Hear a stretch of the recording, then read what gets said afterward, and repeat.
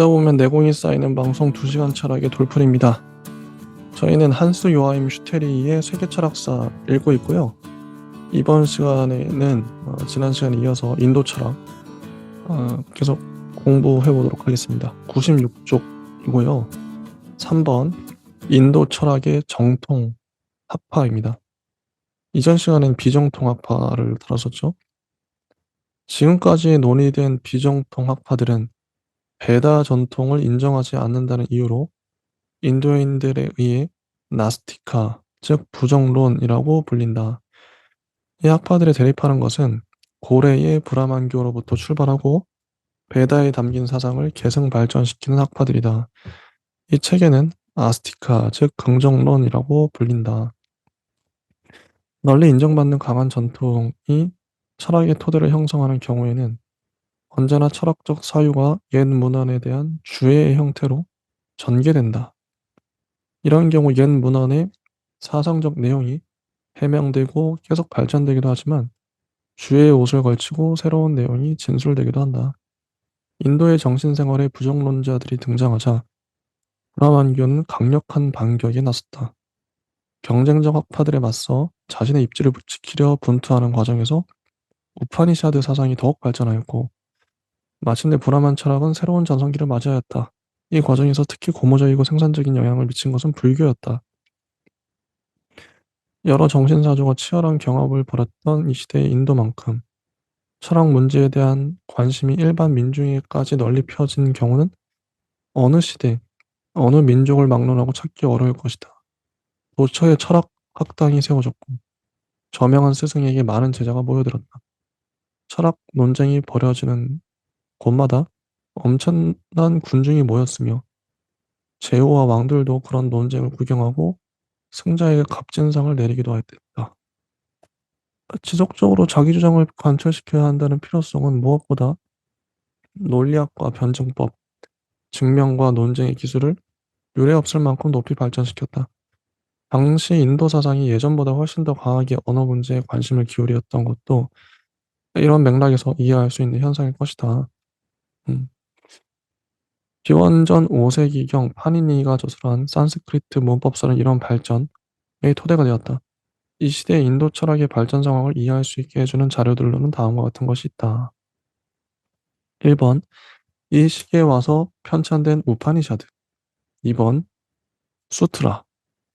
이것은 특정 학파의 기본 사상을 학생들에게 기억시키기 위해 고안된 규범으로 아주 간략한 잠언의 형태를 띈다. 아래서 논의될 학파마다 수백 개의 수트라가 있다. 음. 그런데 수트라는 구계자가 아니라 특정 학파에 익숙한 사람들이 기억을 돕기 위한 잠언이므로 그 자체로는 거의 이해할 수가 없어서 장황한 주에서가 필요하게 되었다. 수트라에 대한 주에서, 또 주에서에 대한 주에서가 등장했다는 거죠. 3번, 인도의 민족 서사시 마하바라타. 이것은 아리아족의 인도 침략 시의 아리아계 두 부족 사이에 영웅적 전투를 묘사한 것으로 10만 편 이상의 이행 연시로 이루어져 있다. 이 민족 서사시의 여러 부분은 철학적 교서를 담고 있으며 그 가운데 고귀한 분께서 알리는 심오한 가르침이란 뜻의 바가바드 기타가 가장 유명하다. 4번 마누법전. 이것은 바가바드 기타의 사상을 많은 점에서 보완하는 문헌이다. 정통 학파 중에서 중요한 게 6개 학파라고 합니다. 서로 짝을 이루는데 니아야 학파와 바이셰시카 학파, 산키아 학파와 요가 학파, 푸르바 미만사 학파와 베단타 학파 이렇게 6개가 중요하다고 해요. 그중에 특히 산키아, 요가, 베단타가 중요하다고 합니다. 자, 1번부터 볼게요. 니아야와 바이셰시카. 니아야는 증명이나 규칙을 의미하며 이런 명칭 자체가 이미 학파의 특성을 지시한다. 즉, 이 학파는 논리학과 변증법 영역에서 주안점을 두고 있다. 이 학파의 표준 경전은 가우타마에게서 유래하며 그는 올바른 논리적 추론의 기술을 최초로 정리하려 한 인물이었다. 이런 위대한 고전적 시도를 출발점으로 해서 인도에서는 논리학 연구가 더욱 발전하였다.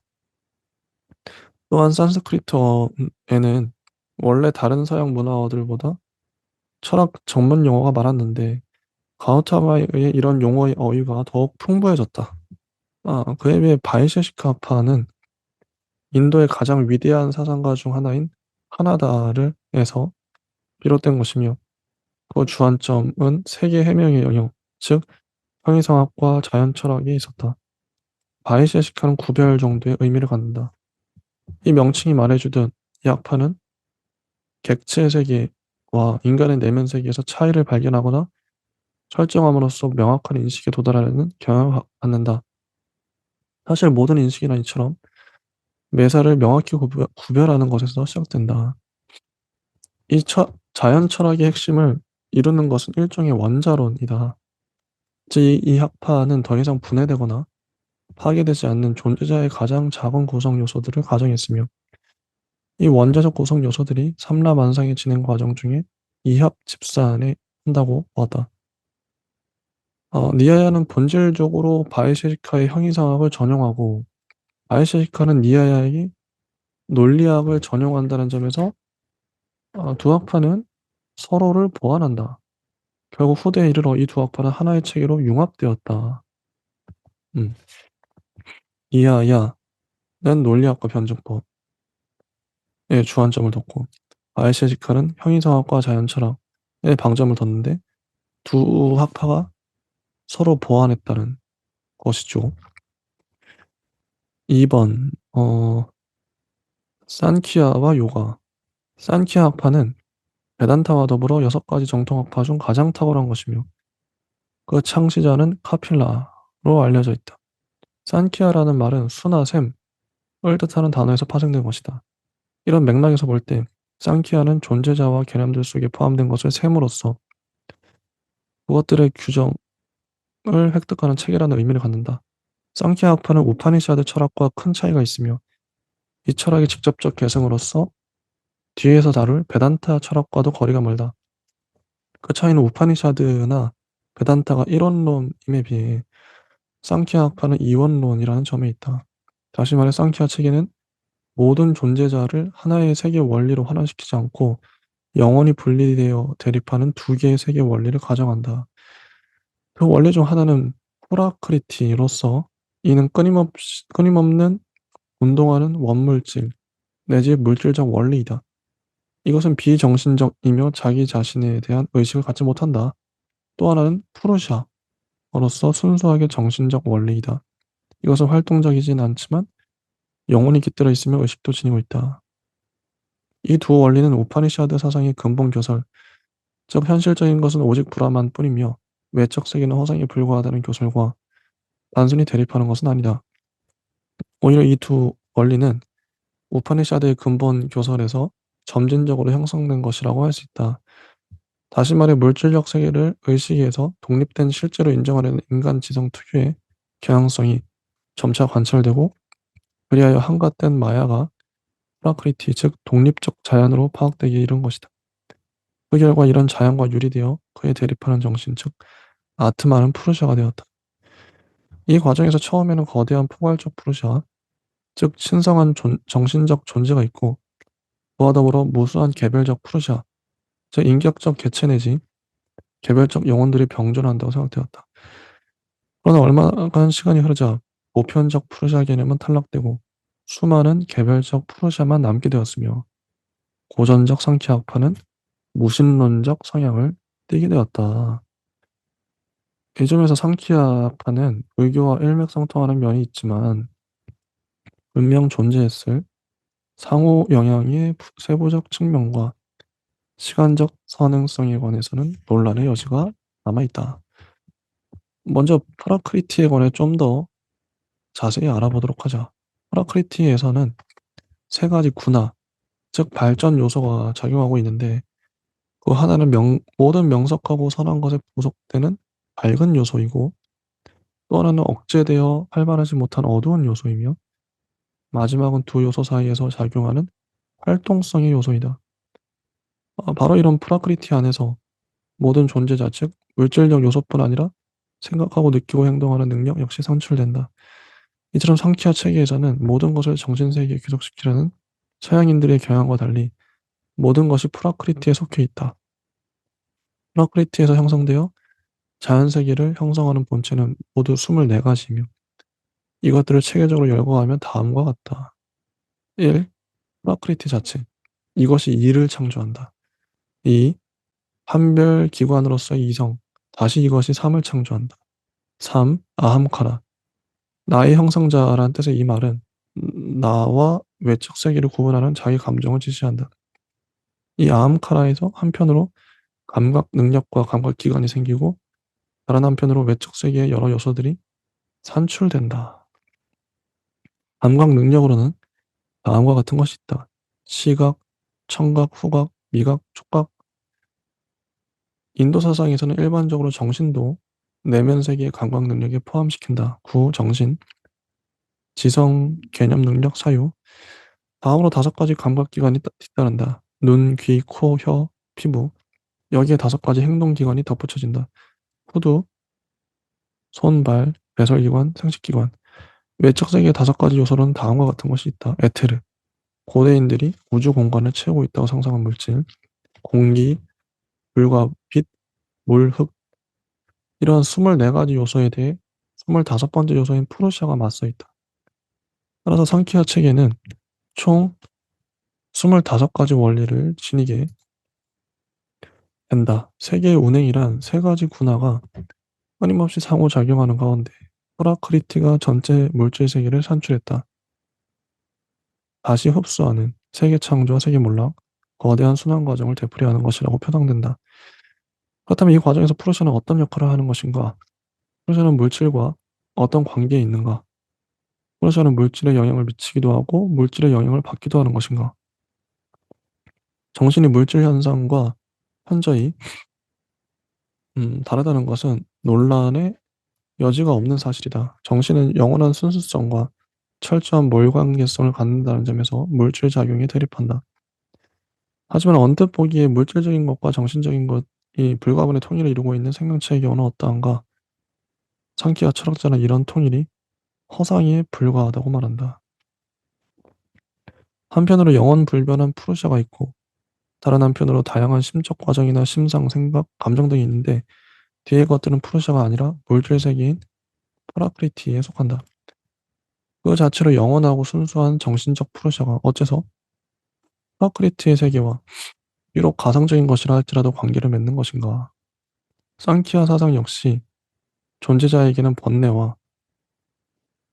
번뇌로부터의 해탈, 즉 절대적 무고통에 대한 욕구가 있다는 기본 사실에서 출발한다. 어째서 우리는 번뇌하는 것인가? 우리가 고통을 당하는 것은 외계의 어떤 상태나 과정이 우리에게 영향을 주기 때문이다. 그리고 그런 상태나 과정이 우리에게 영향을 미치는 것은 그것들을 우리와 관련되고 우리에게 기속되는 고유한 무엇으로서 느끼기 때문이다. 그런데 바로 이것이야말로 우리의 착각이다. 그럴 것이 우리 존재의 핵심인 프루시아는 실제로는 그런 객관적 현상과 아무 관계도 없기 때문이다. 프루시아가 이 사실을 인식해야만 한다. 다시 말해 자신에 맞서 있는 전체 세계는 자신의 가장 깊은 내면과 아무 관계도 없다는 사실을 프루시아가 알게 되면 그의 모든 고통이 사라질 것이다. 프루시아가 해탈되는 것이다. 그럼 이 순간 물질인 프라크리티도 해탈될 것이다. 왜냐하면 프라크리티 자체는 비정신적이고 무의식적인 것이었어. 원래는 아무 고통도 느낄 수 없기 때문이다. 프라크리티가 그런 고통을 느끼는 것은 오로지 감각하는 주체인 프루시아와 결합되어 있을 때뿐이다. 따라서 개별 존재자의 삶이든 거대한 세계 과정이든 모든 것은 프루시아가 깨달음에 이르는가에 좌우된다. 프라크리티는 자신의 해탈을 위해 자기 바깥의 다른 무엇을 필요로 하며 이런 점에서 여성적 원리라 불릴 만하다. 프루시아가 자신의 이질성과 몰 관계성을 인지하고는 프라크리티와 결별하여 이것과 자기 자신을 동시에 구원할 때까지 프라크리티는 프루시아 앞에서 부단히 자신을 정기해 나간다. 그다음 107조. 요가는 원래 진리와 해탈에 이르는 길을 제시하려는 고유한 학문책이라는 점을 망각해서는 안 될 것이다. 다만 요가의 경우에는 실천적 측면에 다시 말해 진리와 해탈에 이르는 수단과 방법을 제시하는 측면에 중점이 놓인다. 그런데 상키아 철학은 요가학파의 이론적 토대 역시 형성하며 상키아 철학은 요가의 가르침을 실천적 보완책으로 인정한다는 점에서 이 두 학파는 긴밀한 관계가 있다. 물론 요가 형이상학은 한 가지 점에서 상키아 형이상학과 원칙적으로 구별된다. 즉 요가 학파는 인격신을 인정하고 있다. 그렇지만 상키아에서 마찬가지로 요가 학파에서도 세계의 실제 과정은 푸르샤와 프라크리티라는 두 대립 요소에 의해 설명된다. 여기서 인격신은 창조주나 세계 지배자가 아니라 이를테면 유일하게 순수한 최고의 푸르샤로서 영원히 프라크리티와 관계하지 않는 전지전능한 존재라고 생각된다. 실제 요가 교설에서 인격신은 아무 중심 역할도 하지 않는다. 요가란 문자 그대로 멍해란 뜻이며 따라서 극기나 단련이란 의미를 함축한다. 이 교설의 근본에 깔린 생각은 인간이란 일정한 체계의 금욕적 수행이나 명상 혹은 정신 집중에 의해 가장 심오한 깨달음, 무아경, 해탈에 도달할 수 있다는 것이다. 번뇌와 윤회 해탈하기 위해 요가 수행자는 장기간의 고된 단련을 견뎌야 한다. 여러 해 동안의 자기 극복 과정은 아래와 같은 8단계로 진행된다. 1. 훈육, 금제. 이것은 불상셀, 불살생과 진실성, 정숙성, 모든 사욕과 물질적 관심의 포기를 포괄한다. 이 극기, 권제. 이것은 5가지 계율, 즉 육체적, 정신적 청정과 지족, 금욕, 배움, 그리고 신에 대한 공경을 가리킨다. 3. 바른 자세, 좌법. 여기서는 침잠의 최상 조건이 될 수 있는 좌법들에 관한 세세한 가르침이 주어진다. 4. 호흡 조절, 조식. 숨을 들이쉬고 내쉬거나 멈추는 일정한 규칙이 있다. 5. 모든 외적 대상에서 감각기관을 유리시킨다. 재감. 6. 생각을 오로지 한 대상에만 집중하고 다른 모든 것은 배제한다. 집지. 7. 명상, 정려. 더욱 집중하여 선택된 대상으로 생각을 완전히 치운다. 이때 옴이란 신성한 소리를 반복해서 내는 것이 도움이 될 수 있다. 8. 최고 단계인 사만디, 삼매. 정신이 하나의 분리된 존재인 자기 자신을 의식하지 못하게 된다. 요가 수행자가 세상의 원초적 근원에 대한 복되고 성스러운 깨달음에 도달한다. 이 상태는 사실 다른 모든 요가 경험도 그렇지만 직접 체험해보지 못한 사람에게는 어떤 말로도 설명이 되지 않는다. 이런 수행 과정에서 요가 수행자는 다양한 마력과 초자연적 능력을 부수적으로 획득한다. 이는 인도인의 생활을 다룬 여러 문헌에서 상당히 많이 언급된 화제이기도 하다. 고대 요가 수트라에는 아래와 같은 사례가 나와 있다. 과거와 미래의 일을 알 수 있게 된다. 모든 동물이 내는 소리의 의미를 이해하게 된다. 전생에 관해서 알게 된다. 자신의 몸을 보이지 않게 할 수 있다. 코끼리와 같은 힘을 얻는다. 미세한 것이나 숨겨진 것, 멀리 있는 것에 대해서도 알게 된다. 천지 만물에 대해 알게 된다. 신체를 조절할 수 있는 지식을 얻는다. 배고픔과 목마름을 진정시킬 수 있다. 물이나 진흙, 가시덩굴도 몸을 붙잡지 못하므로 언제든 빠져나올 수 있다. 공중을 걸어다닌다. 자연의 모든 요소를 제어할 수 있다. 신체 기능이 우수해지며 그 고유한 성질들이 훼손되지 않는다. 모든 존재에 대한 지배력과 전지한 능력을 지닌다. 모든 마력이란 기껏해야 부수적 현상에 불과하고 해탈이라는 목표에 이르는 과정에서 수단으로 작용할 뿐이다. 만약 수행자가 이런 마력에 집착하고 이런 목표로 삼는다면 해탈에는 결코 이르지 못할 것이다. 그 다음에 3번 미만사와 베단타. 6개의 정통학파 중 미만사 측에는 독특한 점이 별로 없고 우리의 서술과 관련해서도 중요성이 가장 작다. 그리고 베단타는 말 그대로는 베다의 종결이란 뜻이며 원래는 우파니샤드 내지 거기 포함된 철학적 종교적 교설의 총체라는 의미를 가질 뿐이다. 시간이 흐르면서 이 명칭은 우파니샤드의 핵심 사상 즉 브라만과 아트만 속에서의 전체적 통일성이라는 사상을 가장 정확하게 계승 발전시키는 철학 경향을 가리키게 되었다. 대략 1200년 동안 우파니샤드 사상은 불교와 산키아 철학의 영향 아래서 길을 펴지 못하고 있었다. 불교는 베다의 권위를 부정했으며 상키학파는 심원한 의미 차원보다는 그저 명목상으로 베다에 결부되어 있었다. 근데 인도 최대 철학자 샹카라는 32년의 짧은 생애 동안 우파니샤드 사상의 권자를 회복시키고 새로운 융성기를 맞게 하였다. 샹카라는 앞시대의 베단타 교수를 담고 있는 555편의 수트라에 관해 주해설을 집필하면서 자신의 학설을 표방했다. 논의의 출발점을 이루는 것은 예로부터 전해진 명제들이다.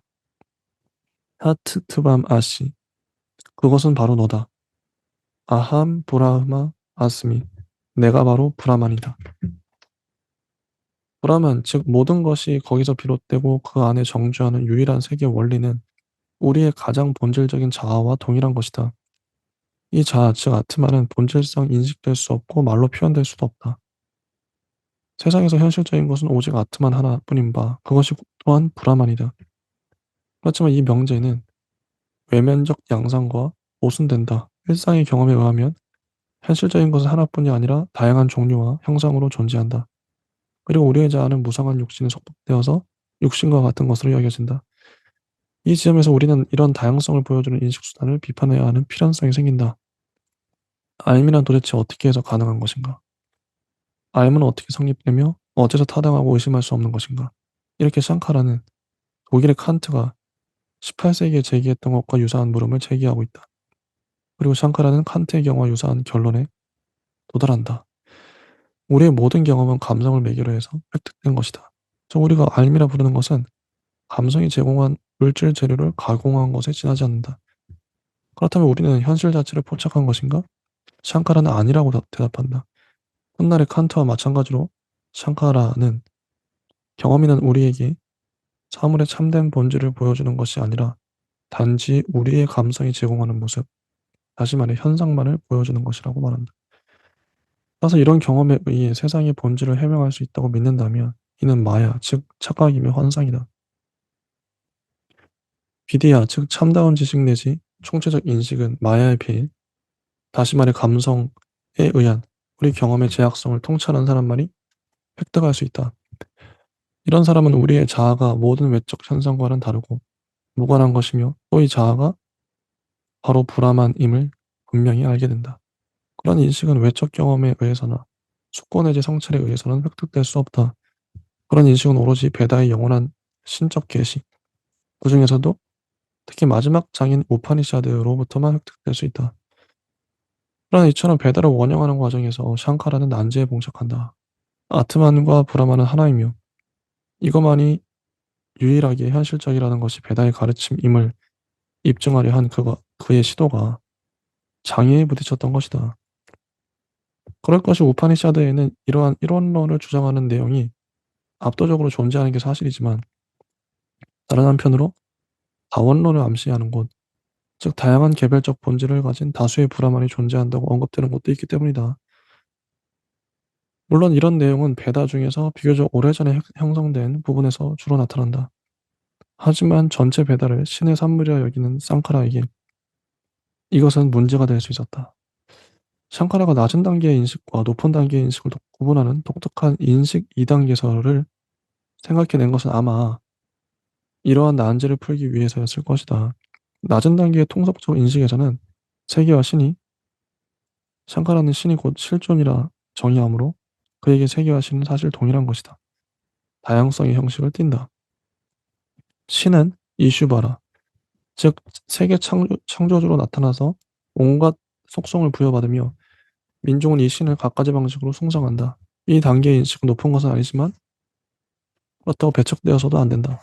왜냐하면 그런 표상은 대중의 이해력에 적합한 것이고 적어도 참된 인식의 예비 단계는 될 수 있기 때문이다. 높은 단계의 밀교적 인식은 철학자가 얻을 수 있는 것이다.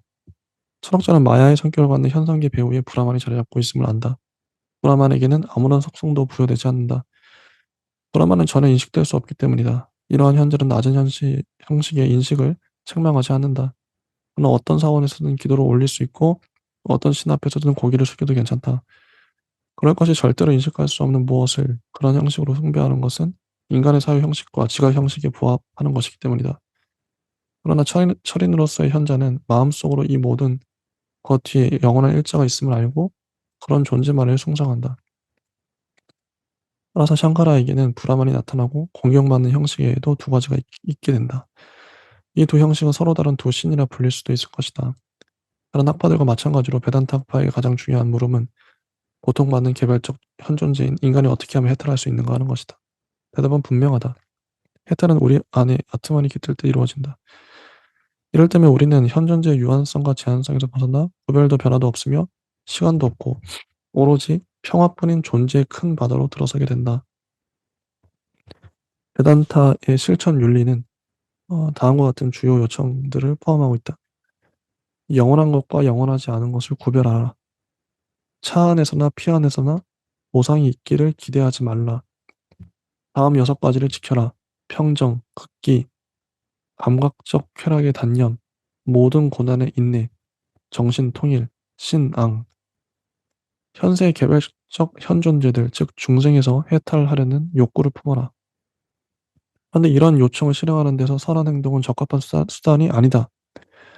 물론 선행이 아무런 가치가 없는 것은 아니다. 하지만 고행과 마찬가지로 선행은 참된 삶에 대립하는 장애와 유혹, 마음의 흥분을 제거하는 데 도움을 줄 뿐이며 따라서 적자기보다는 소극적 기능을 갖는다. 해탈의 참된 방편은 행동이 아니라 올바른 인식이며 이는 경건한 명상과 배다 공부를 통해 획득된다. 참으로 아는 자는 행동에 무관심하다. 행동이나 현상계에 속하는 것이라서 실제로는 자신의 행동이 아니라는 점을 잘 알고 있기 때문이다. 자, 근데 마지막 4번. 향후 발전에 대한 전망과 전반적 평가가 나와요. 어, 인도 사상은 고대의 최전성기에 달했고 이후 모든 발전의 초석 역시 당시 마련됐다고 해요. 불교가 인도에서 소멸하자 바라문 철학에는 적수가 없어졌고 철학적 사유의 불꽃을 새로이 태우게 하는 자극도 사라졌다. 전반적 경직화 현상이 일어났다고 합니다. 어, 이러한 것이 사상적 불모를 나간 내적 원인이라면 극단적 경향이 증대하고 여기에 대해 외세의 침략이 외적 요인으로 작용했다고 해요. 인도는 자유를 상실하여 수백 년 동안 이슬람 정복자의 지배 아래 있었고 나중에는 영국의 식민지가 되었죠. 1947년 정치적으로 해방된 인도는 주로 힌두교도로 구성된 인도와 이슬람교도가 주를 이루는 파키스탄으로 분열되었다. 서양인은 디네키아의 인도 철학을 발견했다. 19세기 초부터야 본격적 연구를 시작했다. 음. 그다음에 이제 118쪽부터 어, 저자가 서양 철학과 차이가 나는 인도 철학의 본질적 특징 몇 가지를 열거합니다. 이게 중요한데 하나씩 보죠. 1번 인도 사상은 상당한 정도로 전통에 구속되어 있다. 학파의 압도적 다수는 일부는 사상 내용에서 일부는 외적 관계에서 고대 베다 문헌의 권위에 기초한다. 2번 인도의 학파들은 모두가 단순한 세계 해석이나 인식 자체에 만족하지 않고 실천성을 분명하게 지향한다. 이 학파들은 올바른 삶과 해탈에 이르는 길을 가르치고자 한다. 그 다음에 3번 모든 인도 사상가들은 오로지 지성적인 인식, 순수 합리적인 인식에 부차적 의미만을 부여하며 이 점에서 대다수 서양 사상가들과 심대한 차이를 보인다. 인도 사상가들은 진리란 지성 바깥에 있으며 말로 표현될 수 없고 오로지 직접적 감정이입, 즉 직관에 의해서만 포착될 수 있다고 기회 있을 때마다 말한다. 모든 합리론 철학은 어쩔 수 없이 지성작용을 중시하는 철학이죠. 불가지론에 이른다. 우리가 아무것도 알 수 없다는 인식이죠. 이것은 그런 수단에 의해 그런 방식으로 알을 추구할 때 다다르는 유일한 논리적 결과이다. 합리적 철학자는 직관에서 가만을 얻은 것인데도 한순간에 직관에 등을 돌리고는 답을 발견할 수 없는 낮은 정신력의 과제를 맡겨버린다. 하지만 직관에서 출발했다면 계속 직관에 의해 작업해야 할 것이다. 4번. 인도 사상 중에서 비인도인이 가장 이질적이라 여길 만한 것은 반복적으로 등장하는 윤회 사상일 것이다. 음, 이 사상은 서양 철학에서 거의 유래를 찾아볼 수 없다고 하네요. 윤회 사상에는 두 가지 이점이 있는데, 사람마다 출생 시부터 도덕적 소질의 차이가 있다는 것은 부인할 수 없는 사실인데, 윤회 사상은 그 이유를 아주 간단하고 자연스럽게 설명할 수 있다. 그런 차이는 개인이 전생에서 쌓은 업 때문에 나타나는 것으로 설명된다. 현생의 삶은 아주 짧은 유예 기간이고 대가를 치르는 일이 영원히 지속된다면 원인과 결과 사이에 양적 불균형이 존재한다고 볼 수 있겠지만, 윤회 사상에 근거하면 그런 불균형의 문제가 다소 해결된다. 5번. 인도 사상가들이 주목할 만한 특성 중 하나는 대범한 관용의 태도이다. 인도는 승려가 지배하는 사회임에도 불구하고 유물론적 교설과 회의론적 교설, 무신론적 교설이 모두 전개될 수 있었다. 전승된 자료에 근거해 볼 때 알력이나 논쟁, 정신적 투쟁은 있었지만 비방이나 억압, 육체적 박해는 거의 없었다. 인도인들은 로마 교황처럼 지고한 종교적 권위를 가진 지위를 인정한 적이 없고, 또 진리가 오직 하나의 형식으로만 발견될 수 있다고 생각하지도 않았다. 6번. 현세적인 것을 경시하고 활동적 생활을 기피하는 경향이 두드러진다는 점이다. 인도인들은 오랜 기간 자유를 상실한 것은 자유를 적극적으로 지켜내는 것조차 대수롭지 않게 여겼던 데 이유가 있었을지도 모른다. 이렇게 하면서 인도 철학 편이 다 끝났습니다. 네, 감사합니다.